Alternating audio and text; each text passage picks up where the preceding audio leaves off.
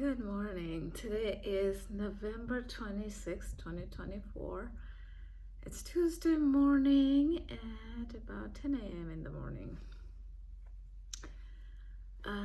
This morning I got up early enough and went to the gym. I have been planning to go to the gym in the morning for a long time, and I think a couple of weeks ago there was one time I did, and I've been trying, but I am kind of failing. I'm going, but usually in the afternoon or in the evening, but my goal is to start going in the morning, and I think I'm slowly getting there because I kind of want to replicate something that I did back in 2020 when pandemic was going on, and I would get up in the morning and exercise, and I think that helped me. I'm not a morning person at all. If you know anybody who are not morning people, I'm like 10 times of that. So it's like maybe maybe I should stop saying that, because I think when I say that more, it just affirms more. And that has been one of the hardest thing in my life. But anyway, so when I think it's more than the physical exercise. What helps me when I exercise in the morning is the audio that I listen to. Sometimes I listen to those inspiring self-transformation books, or sometimes I might even listen to music, but it's usually I listen to less music but more of the audiobooks or those kind of things. And I think that is what helps me the most, because I am big into those things, and it kind of sets the tone for the day, like how my thinking and speaking and actions that I take throughout the day. I don't know, for some reason I feel I'm like more productive, or more positive, and so I have to start doing that. My plan is to after the trip, so next week we're going for a little trip, like 3-4 days, my daughter and I'm like super excited about it. My daughter is also, if you have seen my videos, I think when I started making the videos, after that we did take a short trip to Pennsylvania in August, and there was one other, we did a short trip to Pennsylvania in March, but that time I didn't start the channel yet. And as part of consistency, I made sure that I made the short videos even when I was at the trip. Sometime I didn't get a chance to upload it right there because of the hotel internet may not be as good, but I made them, so I plan to do this time as well. Travel is one of my deepest desire, and last many years I did not travel much for either work or whatever the reason, maybe I didn't, and after a long time it just started impacting how I felt. And I didn't realize it, and sometimes we don't realize, right, what our deepest desires and dreams are. And when we miss it after a long time, it starts impacting how we think, how we act, how we react in situations. So anyway, so I'm trying to get back into this trip thing a little bit. And trip doesn't necessarily mean that, okay, I have to go to, I don't know, a different country or something, but even something short, 2 hours from here, an hour from here, change of scenery, something new, it's just my thing. And somehow my daughter Alice, she is also into this, she loves trips just like her mommy. So I'm excited about that. Yeah. So this morning I was listening to Joe Dispenza a little bit after the exercise. During the exercise, I think, yeah, today I was listening to music. I don't always do that, but today I was doing that. And then after I got home, I was listening to Joe Dispenza about, how we are the co-creator, because it's either you believe in God, universe,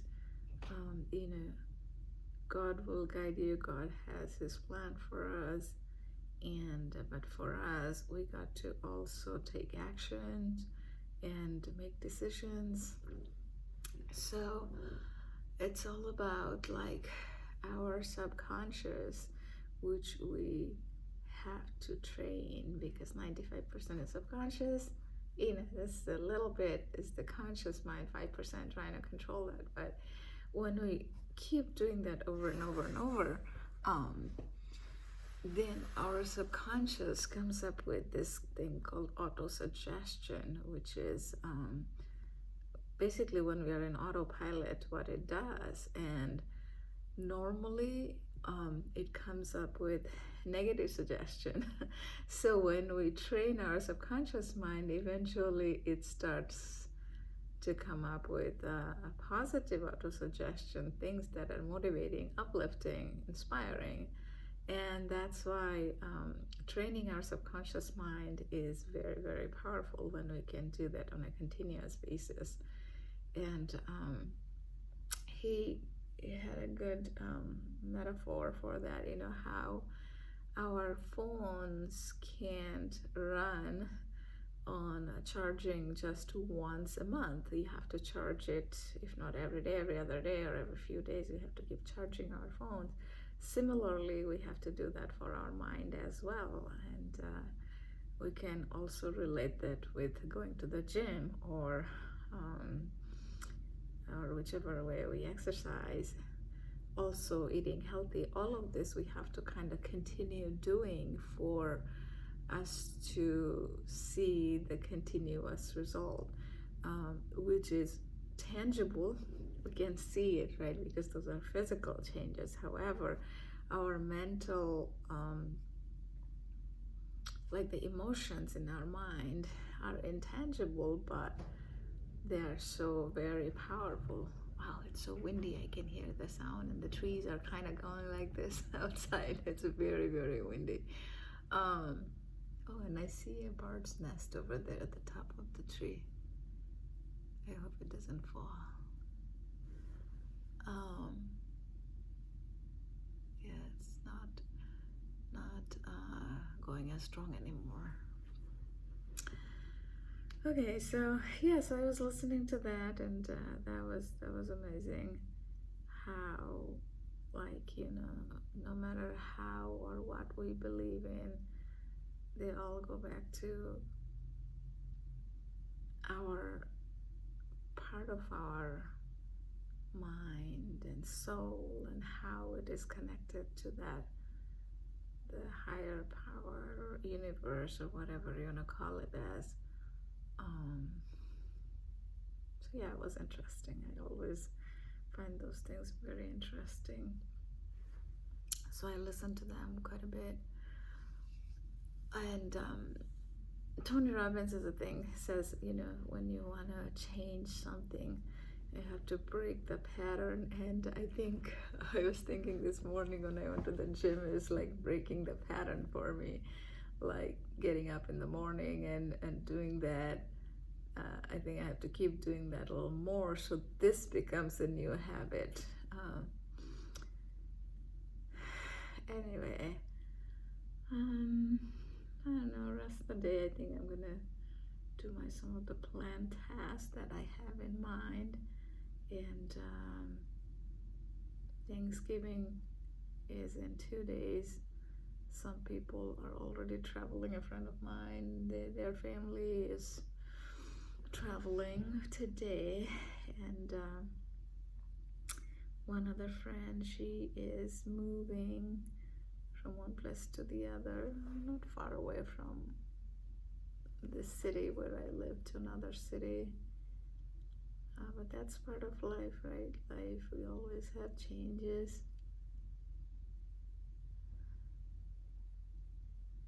Yeah.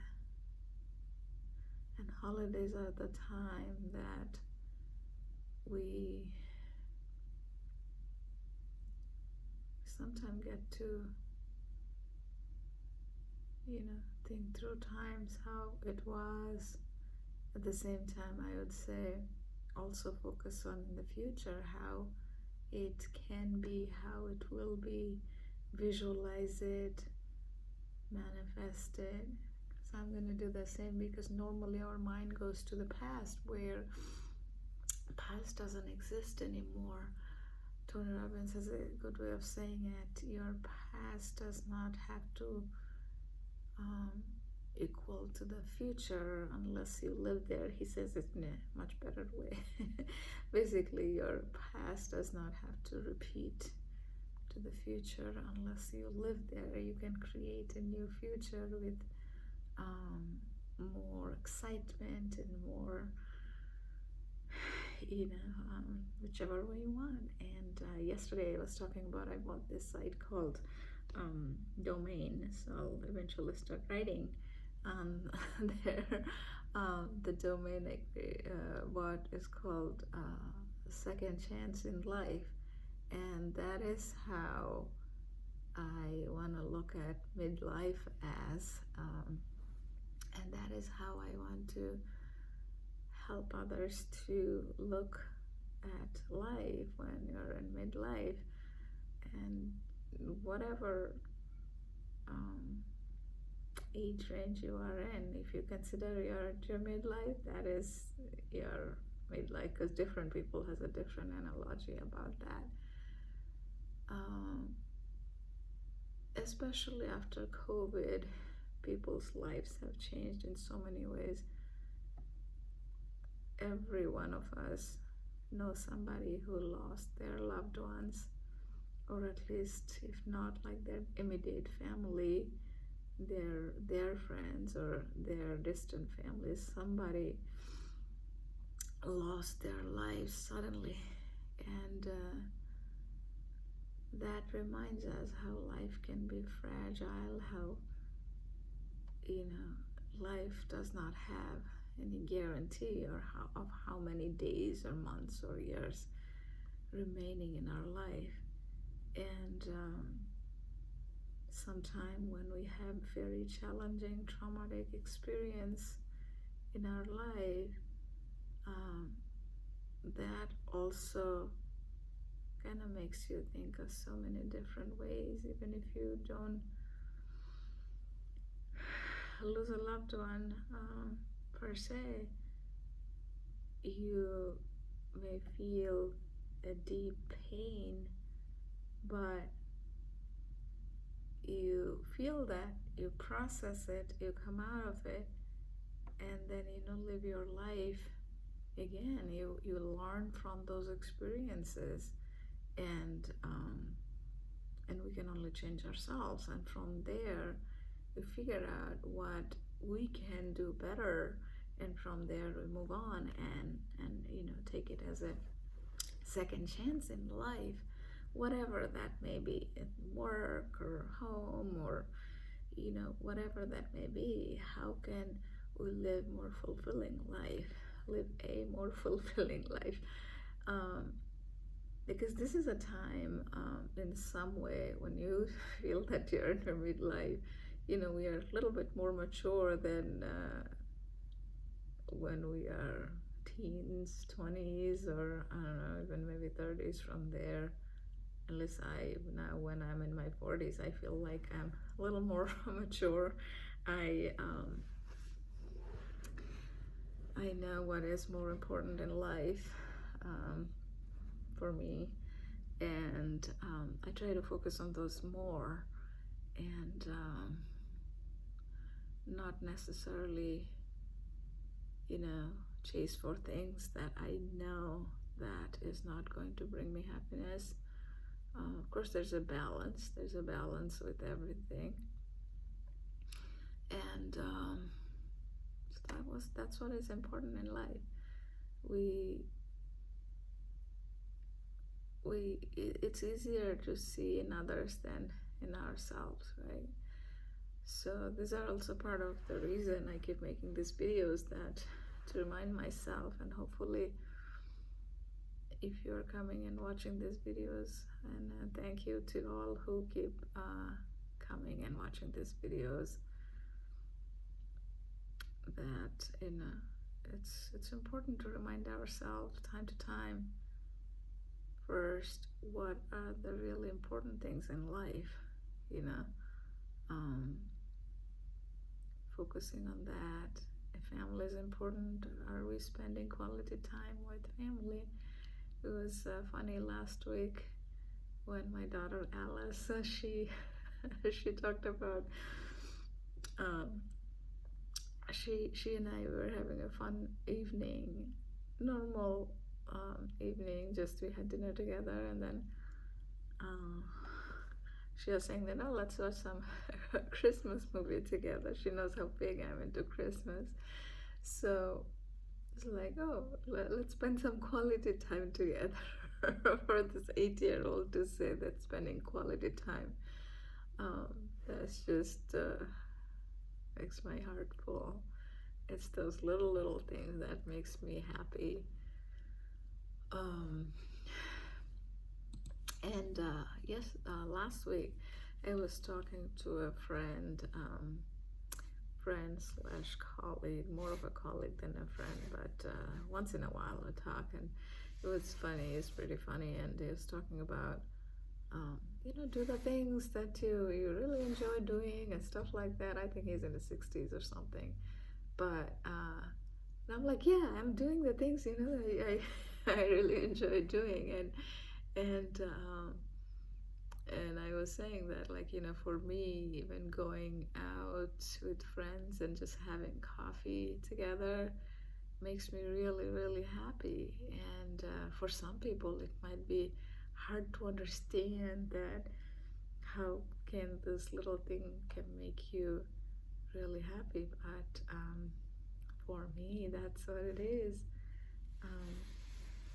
A lot of it is with our experience and how we grew up and things like that. And I think in our core, we are, all of us, we are unique, and nothing is bad or good for somebody to find happiness in something big. There's nothing wrong in that, because everybody has a different definition of happiness and inner peace, and we all feel it very different way. And that's why only we know what are the things that we need to prioritize in life, what are the things that we can do. And I think as life goes on, and when we are in this midlife situation, a lot of people will give us advice in their own way, what makes them happy, or what also other things. As much as it is important to say yes, it is also very important to say no to the things that we know are not going to help us to fulfill our dreams. So now, when I say no, I don't necessarily mean to say no to a person, but it's like we could have 20 things in our priority list, and literally what could be the priority right now. And it's funny that normally I tend to focus on only 3-4 things as a priority, because I know that if I try to focus more than that, I can't move at speed, and I'm a person who likes to move with speed. And a couple days ago, I sat down and wrote down my priority list, and I'm like, oh my god, I have like 12 things going. So I literally had to move at least 4 for later, like maybe, I don't know, 3 months or 6 months down the line. And that gave me more perspective, that gave me more plan of action, how to move through about the urgent, important things in my life. So I think that's what, and that is what it comes with the saying yes or no in our priority. Because if I try try to move fast with all those 12 things, I know that something that is very important in my life is going to get affected. Um, so I think the priority is really a key. And number two is also, it's as important it is to say yes, as important. Similarly, it is very important to say no to the things.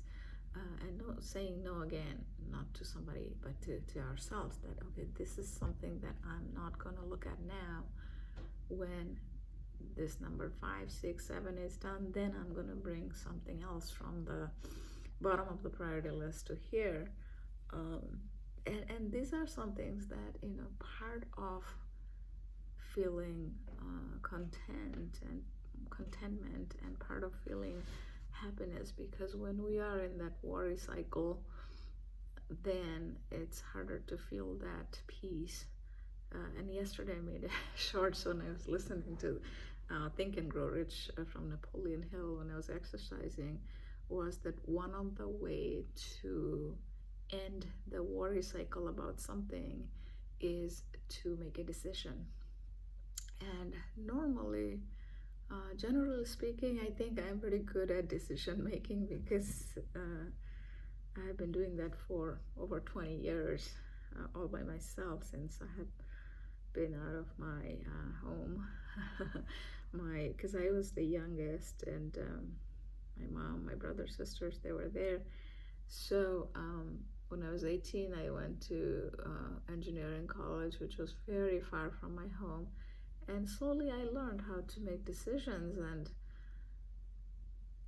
and that has served me so far in life, where good or bad, right decision or wrong decision, and I think I have become like a person that not afraid of making decisions. So that helps me, and sometimes the stakes are a lot higher, and when the stakes are a lot higher, the decision making can be slower, and it's okay. But decisions are something that helps us to move forward. And that actually just came to me as I was I'm talking about these things, and as I look back in my life also, because a lot of the worry cycle, it's, if you think of it in your life too, a lot of the worry things that you're worried about kind of keeps you stuck in that place, whatever that is. If you're at a workplace that you don't like going to, but you're constantly worrying, and at the same time you're there, and if you make a decision that, okay, either I'm going to switch the job, so I'm going to actively try to find a new job, or I'm going to figure out a way to be happy in this workplace, right? So that's when it gives us that contentment, or that fulfilling, that type of feeling. It takes time, but we have to be dedicated and keep doing what we need to do. And trust me, I have been in this situation, and I stayed in a comfort zone, and then I got affected. And those are the things that I learned over time. Excuse me. I learned over time. Sorry, fully I don't have any food. I had a bagel with my coffee this morning. That's how I learned over time that, what's going on in our outer world is in our hands. We just have to make a decision. In this case, if I take the example of work, we can try hard and switch the job if we want to, or the other decision is do whatever necessary and make this a fulfilling experience. Every single day doesn't have to be the best day, but there is no point being at a workplace and you're constantly feeling that you don't belong there. There are ways to figure out a way to, like, you can figure out ways with mentorship at work, or through friends, or whichever way, or getting a coach outside of work, like how to navigate this to make it a fulfilling experience for you, right? And a lot of time that is actually easier option, especially in today's market, to look for a new job and then again getting into that cycle, because Simon Sinek said that 85%, at least in the United States, 85% of the people are unhappy at work. So these are some real statistics. So also, um, 9 out of 10 bosses are not good bosses. Um, this this kind of statistics does not surprise me. It is because when we find somebody who could be empathetic boss, if you think in your career, very few bosses are like that. It is because our normal human nature is not to be empathetic. To be that, we have to constantly work at it. And when we constantly work at it, something else suffers. So I'll give my example. Like, I used to be a very numbers focused manager. And then 10 years ago, about 10 years ago or so, is when I started slowly feeling the importance of becoming an empathetic leader. And 2018 or so is when I had a life event that changed me in a good way. I had some health issue, and thankfully everything is good. So it took me a couple years to get better, and that helped me to realize what are the really important things in life. And slowly I have gotten to, I focused on that area, how to be an empathetic leader and how I can care for other people.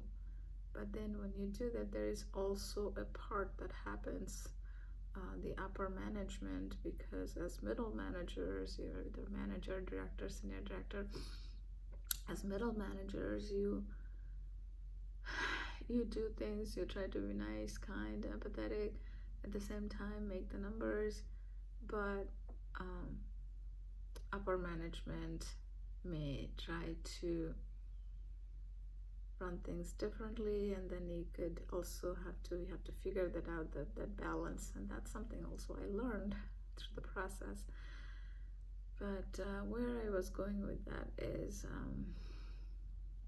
since it's more of a norm to be in that kind of environment where chances of us getting a really good boss, or chances of us getting a really good environment of work that will sustain, because sometimes it starts out that way, but after a few years you may have your boss may change because they might leave the workplace, or there could be a reorg, or your projects might change, your team members might change. So things change. In my career also, it happened. Something that started out good, 4 years later it's different. Sometimes the solution is go for a new place. So sometimes the solution is to figure out a way to make that workplace better. Also, another statistics and research from TED Talk I learned is that that had millions of views, where the person said people who are happy at work, most happy at work, are most happy at home. So that was a very interesting research study, but it doesn't surprise me, because even though we might be spending more time at work than we spend at home, because the 8 hours you're working every day, like on weekdays, and then you're probably spending less time at home, only in the evening and weekends. But that is a constant in our lives, because workplaces changes every so often, but the home life barely changes, right? So that has a constant impact on us, how we react, how we do things. And our outer reality is nothing other than the reflection of our inner reality, right? So if we are happy at home, we'll be happy at work. If we are unhappy at home, we'll be unhappy at work. So it all kind of goes back to that we ourselves, right? Our inner reality is reflecting in the outer reality.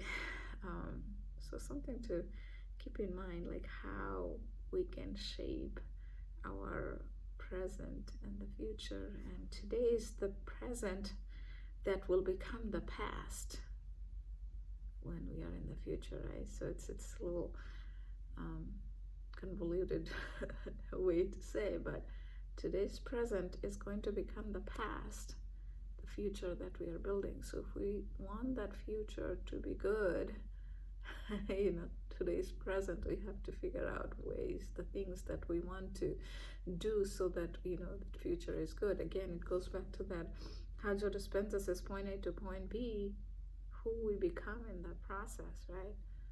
I was just looking at the big bird's nest. It's pretty big at the top of a tree, and I wonder how many little baby birds are there in that bird's nest. Nature's things, right? It's wonder, nature's wonder. They talk about 7, 8 big wonders of the world. But these are also so nice wonders, right? The bird's nest, and then how the mom bird goes and picks up food and brings it for the kids. Right? We think about humans. We have the motherly love or fatherly love, and how this animals or birds and other type of creatures also has the same bond. Interesting. I know I'm talking about a lot of random things, but that's part of my journaling, and I'm grateful that I'm able to sit in this window and look at these things sometime as I go through my different kinds of tasks throughout the day. Yeah, this is a holiday week, Thanksgiving in 2 days. So Thanksgiving also reminds me of many Thanksgiving of many years in the past, and many Thanksgiving that'll be coming next year. Thanksgiving is on November 27th. This year it's 28th. Next year is 27th. Well, growing up in India, I didn't know anything about Thanksgiving, Halloween, Christmas. I just knew the day, but no celebration or anything, because there was no social media or anything, so there was a less of globalization of everything. So we just celebrated the thing that we knew, and which are more popular only in India. But now with globalization, everybody celebrates everything. That is a good thing, I guess. And I love Christmas, but that happened after I came here. I somehow, the Christmas cheer and the decorations and the how people are so nice and kind, and how people, I think, are a little more happy generally in this season. Seeing that, I think, makes me happy.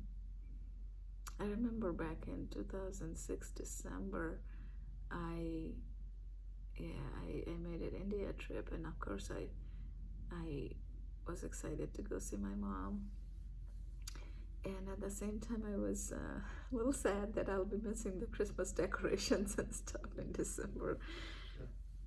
Excuse me, here. And that was pretty early because I came here in 2005, mid 2005. So since then, I think I went to India only one other December, maybe 2008. Otherwise, I tend to go at different times, because I really like the Christmas season here.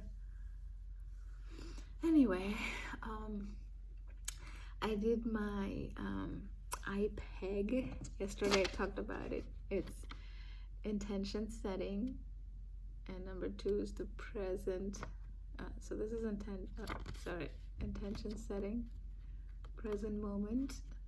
Number 3 is affirmation, and this is gratitude. I kind of go clockwise. Intention, present moment, affirmation, gratitude. I peg. This is part of my morning practice, and that helps me to stay a little more positive and focus on the things that makes me happy, focus on the things that helps me to feel excited and optimistic about future.